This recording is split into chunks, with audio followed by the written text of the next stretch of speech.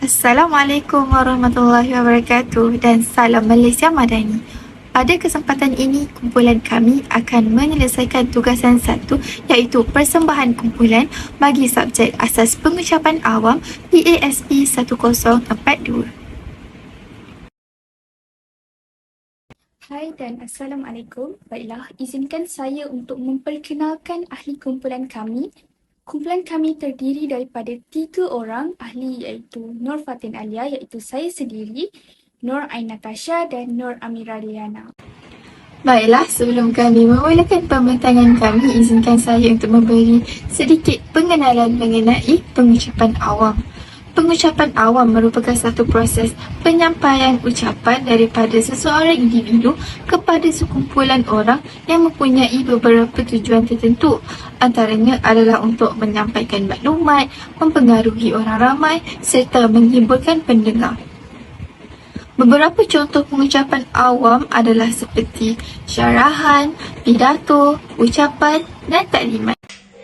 Pengucapan awam boleh dibahagikan kepada 4 jenis iaitu ucapan spontan, ucapan teks, ucapan dihafal dan ucapan extemporaneous.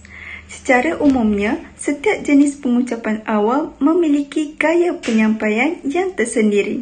Pertama sekali, saya akan menerangkan berkaitan dengan ucapan secara impromptu atau dikenali sebagai ucapan yang diberikan secara spontan.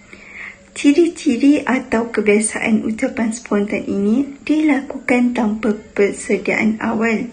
Maksudnya, tanpa sebarang persediaan khusus dan tidak bertulis oleh perucap. Dan ucapan seperti ini juga lebih ringkas dan tidak meleret.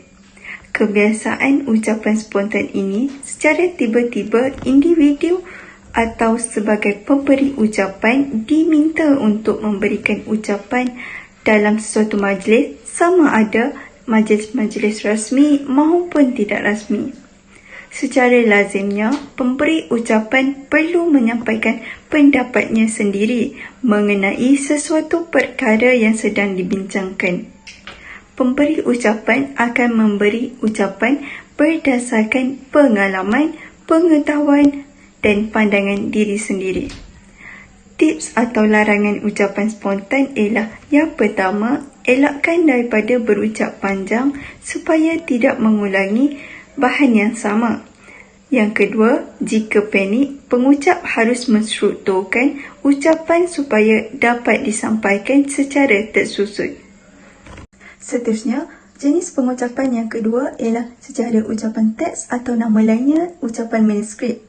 Pengucapan ini berbeza dengan ucapan spontan, iaitu ianya mempunyai perancangan terlebih dahulu atau perancangan awal sebelum memberi ucapan, dan ucapan jenis ini biasanya ditulis dan dibaca sepenuhnya.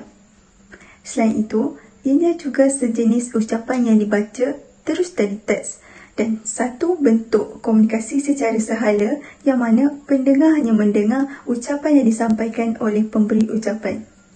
Tambahan pula, ucapan jenis ini perlu dalam keadaan formal iaitu ucapan yang memerlukan ketepatan perkataan dan berunsur fakta dan data yang penting.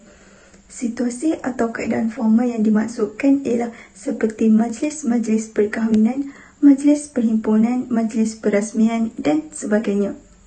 Kelebihan ucapan ini ialah lebih terperinci dan berinformasi. Namun, jika ada kelebihannya, semestinya ada kekurangan. Jadi, kekurangan ucapan ini ialah sukar diubah sesuai dengan situasi kerana pengucap akan membaca perkara yang terkandung dalam teks sahaja. Boleh disimpulkan bahawa pengucapan jenis ini memenuhi keperluan majlis yang mana ucapan ini tidak boleh disampaikan sekiranya tiada apa-apa majlis. Jenis ucapan yang ketiga adalah ucapan hafalan. Jenis ucapan ini memerlukan teks yang lengkap dan ditulis serta dihafal sepenuhnya dari perkataan dan perkataan oleh pengucap. Ucapan ini mempunyai beberapa kesan yang positif dan negatif. Antara kesan negatif adalah ucapan ini berisiko tinggi dan tidak sesuai untuk orang yang mempunyai daya ingatan yang lemah kerana ucapan tersebut boleh terganggu sekiranya terlupa dan mendapat mendapat reaksi yang tidak diinginkan daripada audiens. Namun, ucapan ini juga memberikan kesan yang positif sekiranya pengucap dapat mengingat isi tersebut dengan terperinci. Baiklah, jenis ucapan yang terakhir adalah ucapan extemporaneous. Pengucap yang menggunakan jenis ucapan ini tidak membaca atau menghafal sebarang teks. Namun, pengucap mengucap berpandukan sedikit nota yang telah dibuat menggunakan sedikit masa dan persediaan yang baik. Pengucap ini menggunakan perkataan atau ayat sendiri. Secara kasarnya, boleh dikatakan bahawa ucapan extemporaneous ini lebih fleksibel dan bebas. Terdapat 3 kepentingan pengucapan awam kepada individu yang saya akan bentangkan pada video kali ini, iaitu pengucapan awam mampu meningkatkan kemahiran berkomunikasi, menambah keyakinan diri seseorang semasa berucap dan membawa kepada peluang kepimpinan. Pengucapan awam membawa kepentingan kepada seseorang individu. Contohnya, pengucapan awam membolehkan kita meningkatkan lagi kemahiran berkomunikasi. Hal ini demikian kerana apabila seseorang berlatih berucap di khalayak ramai, seseorang itu dapat mengatasi rasa gemetar dan gagap ketika berucap di hadapan. Dalam pada itu juga, pemahaman profesional tentang bahasa yang digunakan dalam penyampaian dapat ditingkatkan, seperti lengkuk bahasa, penggunaan bahasa yang gramatis dan bahasa yang mudah difahami akan menarik lagi minat khalayak untuk mendengar dan mesej yang ingin disampaikan akan sampai kepada mereka. Pengucapan juga melatih seseorang berkomunikasi menggunakan bahasa badan dan kaedah penyampaian yang menarik seperti menggunakan tangan sebagai bantuan berkomunikasi, membuat hubungan mata dan mengawal mimik muka kerana pengucapan ini melibatkan kedua-dua lisan dan perhubungan tanpa percakapan.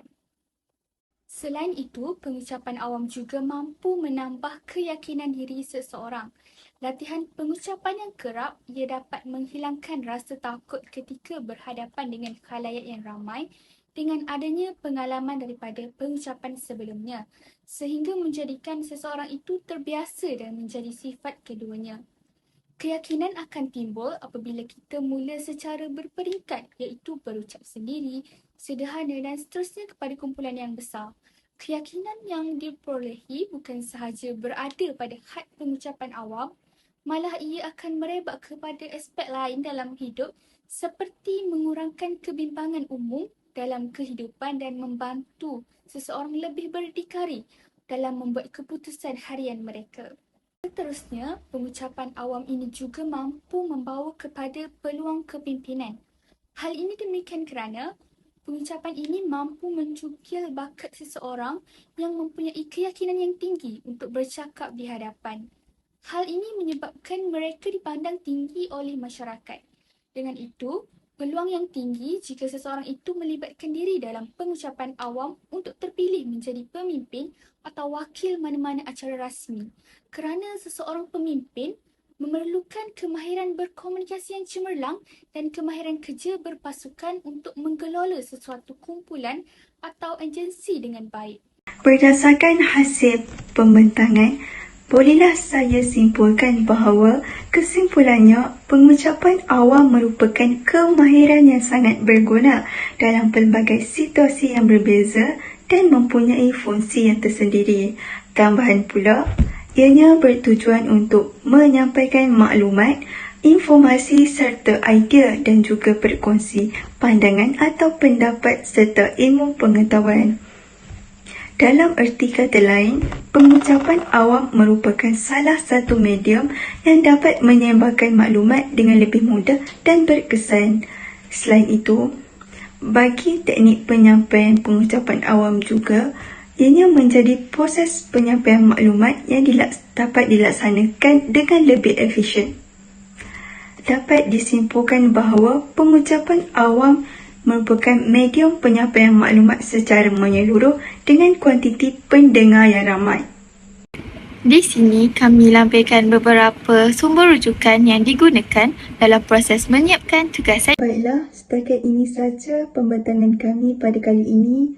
Sebelum mengundur diri, izinkan saya mendeklamasikan sebuah pantun. Bunga dedap di atas bara, anak dusun pasang pelita.